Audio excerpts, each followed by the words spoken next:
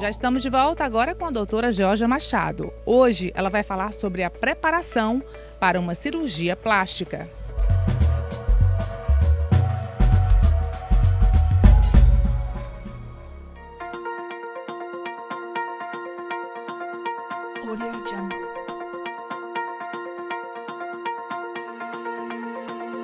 Doutora Georgia Machado, já comigo aqui no programa Check-up. E a agenda lotadíssima, viu? Quase que eu não consigo essa entrevista, gente. Que isso, todo mundo voltando com tudo, né, doutora?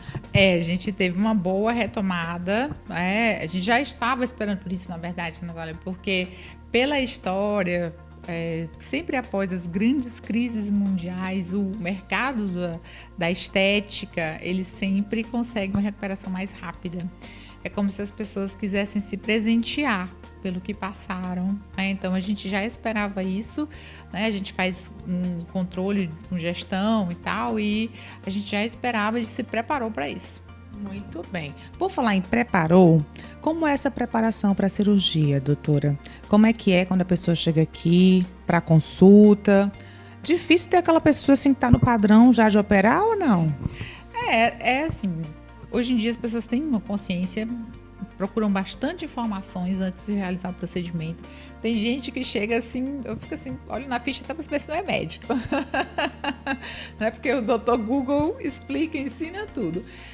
Até porque realmente tem muitos profissionais se dedicando a educar os pacientes em relação ao que podem esperar, o que fazer, como se programar. Então, a gente está realmente colhendo isso.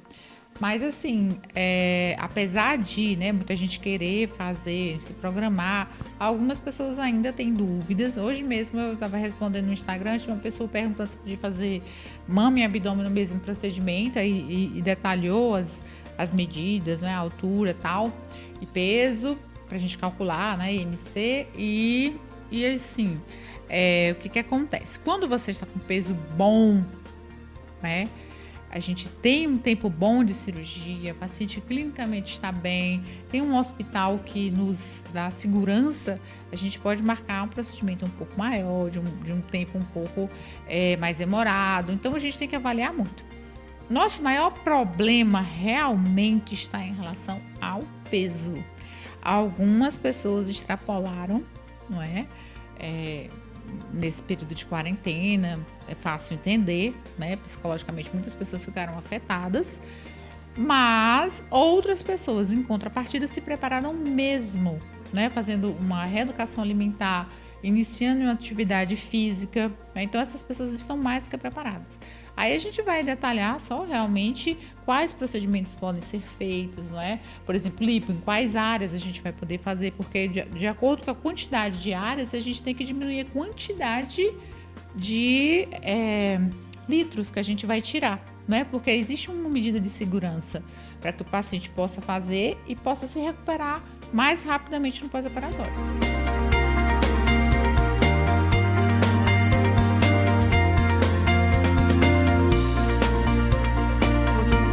Padrão normalmente é pedir para o pessoal emagrecer.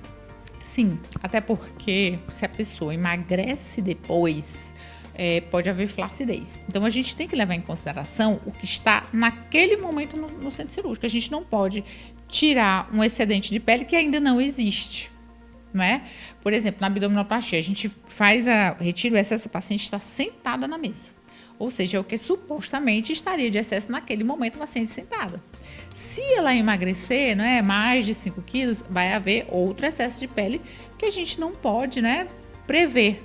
Até porque existe um limite também da quantidade de pele que a gente pode ressecar, que a gente pode tirar, porque pode haver um sofrimento vascular dessa pele, se a gente forçar a barra, vamos dizer assim, Então, já existe naturalmente, por você estar descolando e puxando, imagine se a gente fosse contar com o que nem está ali naquele momento.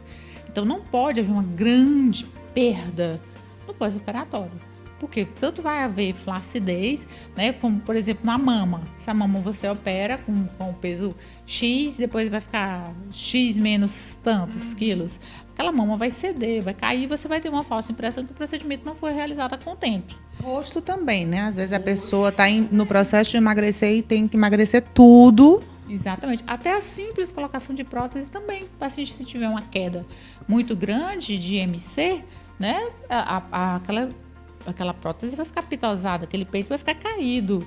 Então, a gente não pode se responsabilizar por isso. Se a pessoa ganhar peso, então nem se fala, né? Se você ganhar 5, 10 quilos no pós-operatório, a gente vai ter um comprometimento total do resultado. Não é? Aí a pessoa imagina, eu vou emagrecer no pós e tal também, né? Como eu falei antes, é muito arriscado. E eu digo principalmente em relação ao resultado. Porque, assim, em relação a risco, vamos dizer, a gente conhece o nosso limite. Né? Vamos supor que eu esteja com um paciente acima do peso na hora da cirurgia, eu sei o meu limite. Agora, em relação a resultado, aí depende da expectativa que a paciente tem em relação ao procedimento. E expectativa é muito pessoal, né? É uma coisa que não tem como a gente prever. É muito pessoal, né? Não tem como. O que é que pode contraindicar uma cirurgia, doutora? Por exemplo, anemia. Né? Você está com o paciente anêmico, ele não pode fazer o procedimento cirúrgico. Paciente que está usando medicações com altas doses de hormônio, por exemplo, que interferem no mecanismo, vamos supor, de regulação de trombo. Então, é arriscado você ter um trombo no pós-operatório porque o paciente está usando determinado tipo de hormônio. O paciente está, vamos supor, o paciente está com esteatose hepática grau 2, né? Ou seja, muita gordura no fígado, o paciente é adequado que ele emagreça primeiro. Paciente em uso de psicotrópicos, que também é muito frequente, tem que desmamar aquela medicação antes do procedimento. Uma série de alterações. Tireoide, você não pode estar com hipotireoidismo, com hipertireoidismo. Uma série de coisas que a gente analisa clinicamente antes de fazer o procedimento. É isso aí. Então, não é só fazer a cirurgia. Tem um cuidado antes, tem um cuidado depois. E tudo isso aí vai refletir no resultado que a pessoa espera, né, doutora? Com certeza. Obrigada, doutora, por esses esclarecimentos. Agora eu vou te liberar porque a agenda está cheia, né? O consultório está lotado. Tempo limitado, né? Beijo. Beijo.